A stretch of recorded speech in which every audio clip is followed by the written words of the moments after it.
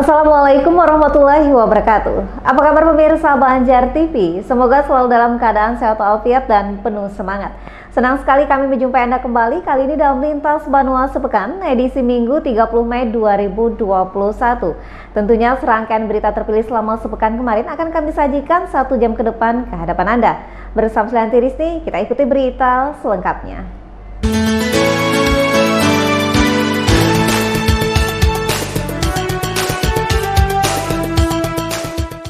Pemirsa, mengawali Lintas Banua Sepekan kali ini, di tengah situasi politik yang kian memanas, jelang pemungutan suara ulang, Ketua DPRD Kalsel Supian Haka meminta penyelenggara pemilihan umum seperti KPU dan Bawaslu proaktif bertindak tegas mengantisipasi berbagai kegiatan yang mengarah kampanye politik bernada provokatif.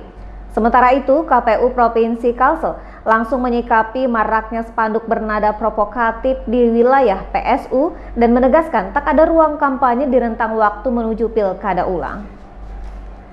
Seiring dengan semakin dekatnya pemungutan suara ulang, pemilihan gubernur dan wakil gubernur Kalimantan Selatan 2020, pada 9 Juni mendatang, tensi politik di Kalimantan Selatan kian memanas. Pasalnya, kedua belah kubu baik pasangan 01 maupun 02 terus memancing reaksi ketegangan. Menyikapi hal itu, Ketua DPRD Kalimantan Selatan, Supian Haka meminta kepada KPU dan Bawaslu sebagai penyelenggara pemilihan umum di Kalimantan Selatan agar proaktif bertindak tegas meredakan tensi politik yang mulai memanas tersebut. Salah satu yang membuat tensi tersebut kian memanas akhir-akhir ini, yakni berkaitan dengan adanya spanduk maupun stiker yang bernada provokatif di wilayah PSU. Seharusnya pemasangan spanduk dan stiker yang berisi himbauan tidak melakukan politik uang tersebut dilakukan oleh KPU ataupun Bawaslu karena dua lembaga itu adalah penyelenggara pemilu. Ini yang memberitakan itu sesuai dengan temuan-temuan di lapangan, seperti memasang spanduk dan sebagainya. Padahal ini sebaiknya itu kan adalah ranahnya Bawaslu dan KPU. Himbauan itu sangat baik, tapi himbauan itu siugenya itu ranahnya di KPU, bukan ranahnya di pihak si calon. Timnya lah, maksudnya tim dan menuduh. Nah, itu menyangkut masalah menghadapi di tanggal 9 nantinya. Nah, ini. Supian Haka juga kembali mengingatkan agar masing-masing relawan pasangan calon nomor urut 01 dan 02 yang akan bertarung pada PSU Pilgub Kalimantan Selatan pada 9 Juni nanti bisa menjaga suasana Banua tetap kondusif dan jangan saling serang. Muhail, Banjar TV.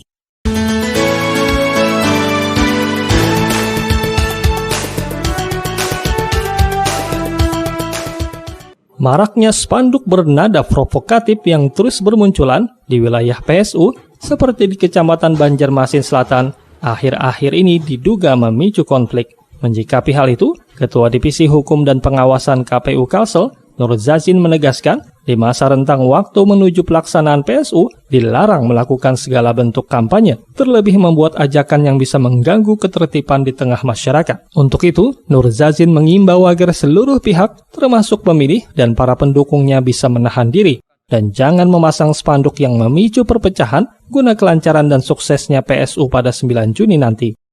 9 Juni 2021, KPU diberikan waktu selama 2 bulan. Nah, dalam waktu itu dinyatakan tidak ada kampanye.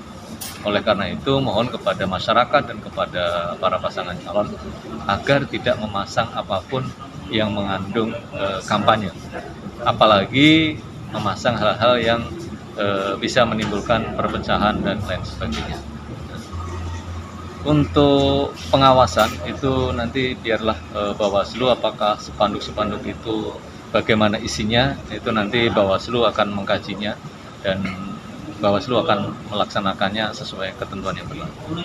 Mungkin itu nanti akan menimbulkan sesuatu yang lain, tapi itu sebaiknya jangan memasang spanduk yang menimbulkan perpecahan atau sara, atau jangan memasang spanduk atau hal-hal lain yang mengandung unsur-unsur kampanye. Ini kepada semua pasangan calon agar mengendalikan pemilih dan pendukungnya untuk sama-sama menjaga ketertiban dan kelancaran dalam pelaksanaan pemungutan suara ulang. Sementara itu, terkait perihal penilaian benar dan salah dalam materi spanduk yang ditengarai ilegal itu merupakan kewenangan penyelenggara pengawas pemilu atau Bawaslu. Muhail, Banjar TV. Selanjutnya pemirsa, penjabat Wali Kota Banjarmasin Ahmad Fidayen mengunjungi beberapa kelurahan di Kecamatan Banjarmasin Selatan guna menampung aspirasi masyarakat. Tentunya sekaligus menyampaikan harapannya agar tetap menjaga situasi aman dan kondusif jelang PSU Gubernur dan Wakil Gubernur Kalsel. Tak hanya itu pemirsa, pada kesempatan ini PJ Wali Kota juga memberikan arahan kepada warga untuk tetap menjaga prokes COVID-19 dengan menerapkan 3M.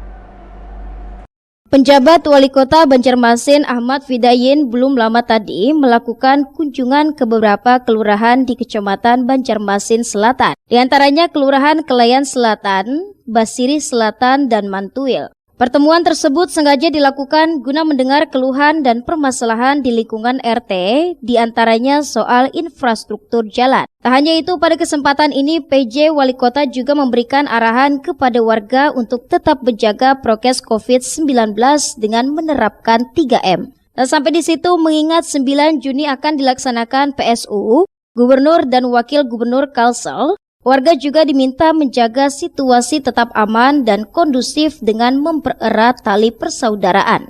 Sementara itu, terkait adanya keluhan warga yang disampaikan akan segera ditindaklanjuti dan direalisasikan tanpa menunggu sesuatu hal yang menjadikan harapan palsu.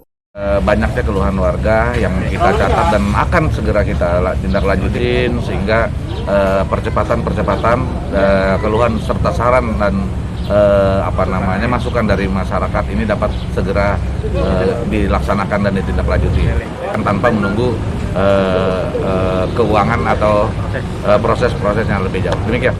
Muhail, Banjar TV. Pemirsa, berakhir sudah sengketa panjang pemilihan Wali Kota Banjarmasin tahun 2020. Usai keluarnya putusan MK yang sah menggugurkan gugatan paslon nomor 4 Ananda Musafa di Mahkamah Konstitusi. Sementara itu menyambut kemenangan, petahana Ibnu Sina Arifinor langsung sujud syukur, bertekad melanjutkan kepemimpinan kota Seribu Sungai dengan berbagai kalangan untuk pembangunan Banjarmasin. Tim kuasa hukum Ibnu Arifin menghadiri secara virtual sidang pengucapan putusan dan ketetapan sengketa pemilihan wali kota dan wakil wali kota Banjarmasin tahun 2020 dari Hotel Best Western, Kamis 26 Mei 2021. Hasilnya, semua dalil gugatan oleh tim pasangan calon nomor 4 Ananda Musafa ditolak dan dinilai tidak terbukti. Berdasarkan putusan tersebut, penetapan hasil penghitungan oleh Komisi Pemilihan Umum kini telah dinyatakan sah menurut hukum. Menyambut kemenangan ini, pasangan peraih suara terbanyak yang juga petahana, Ibnu Sina dan Arifin Nur, langsung sujud syukur. Pihaknya pun turut bertekad untuk melanjutkan kepemimpinan kota Seribu Sungai, sekaligus merangkul seluruh kalangan untuk bersama membangun Banjarmasin. Kami bersama-sama dengan Pak Arifin, Ibnu Sina Arifin, paslon nomor 2, mengajak kepada seluruh paslon yang ada, ya, paslon 01, 03, 04, mari kita kerja bareng, kita duduk bersama, kemudian kita sama-sama bekerja untuk kota Banjarmasin ke depan. Dengan keputusan MK ini, KPU diperintahkan menetapkan calon terpilih dari hasil Pilkada 2020 paling lambat dalam waktu 3 hari ke depan. Ahmad Makfur, Banjar TV. Ya pemirsa, dari segmen lainnya, Dinas Sosial Kota Banjarmasin sudah mengucurkan dana 250 juta rupiah dari total anggaran 500 juta rupiah untuk penanganan musibah kebakaran 2021. Sementara itu anggaran penanganan musibah kebakaran di Dinas Sosial yang hanya 500 juta rupiah bisa saja ditambahkan saat melakukan pengajuan APBD perubahan 2021. Kepala Dinas Sosial Kota Banjarmasin Iwan Ristianto menjelaskan, untuk penanganan musibah kebakaran pada tahun 2021 ini menyiapkan anggaran sekitar 500 juta rupiah. Menurut Iwan, anggaran tersebut dipakai untuk membantu meringankan beban korban kebakaran. Bantuan itu disalurkan tidak dalam bentuk tunai, melainkan berupa berbagai barang yang diperlukan para korban. Iwan menyebutkan contohnya seperti kebutuhan sehari-hari, yakni pakaian, kasur, hingga barang pecah belah, piring, dan lainnya. Nilai bantuannya antara 1 juta hingga 1.500.000 rupiah per kepala keluarga. Sampai dengan bulan Mei 2021 ini, sudah cukup banyak bantuan yang dikeluarkan untuk korban kebakaran, mencapai 250 juta. Apalagi dalam 3 bulan terakhir, cukup banyak terjadi musibah kebakaran. Seperti yang sebelumnya juga, bantuan dari dinas sosial yang korban kebakaran ini kan seperti misalnya alat perlengkapan dapur seperti kompor, gas, dan yang lainnya. Kemudian juga ada sandang pangannya, ya, sandang pangannya. Kemudian ada juga kalau misalnya ada anak sekolah di situ, itu juga pakaian sekolah. Untuk sampai di bulan ini ya, bulan Mei ini itu anggarannya sudah berkeluarga sekitar 250 juta. Selain di Dinas Sosial, ungkap Iwan, bantuan bagi korban kebakaran ini juga ada dari pemerintah kota melalui bagian kesejahteraan masyarakat. Risna, Banjar TV.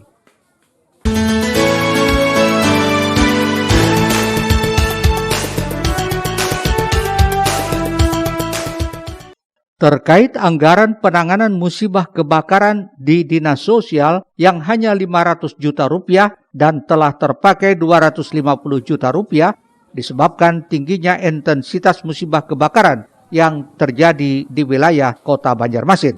Namun saat ditanya apakah akan cukup hingga akhir tahun anggaran, Kepala Dinas Sosial Kota Banjarmasin itu menyatakan cukup hingga akhir tahun. Namun kalau memang ada tambahan anggaran, maka akan diajukan pada saat pembahasan APBD perubahan tahun 2021. Tapi tetap kita antisipasi untuk persiapan sampai Desember.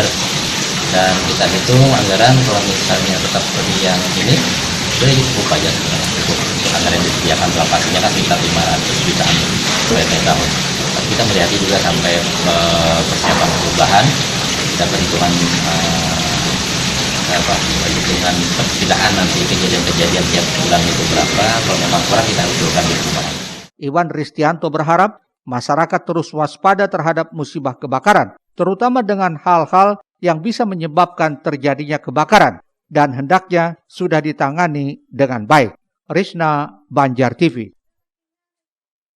Setelah jeda iklan berikut, program vaksin gotong royong belum bisa dijalankan Dinkes Banjarmasin. Tetaplah bersama kami.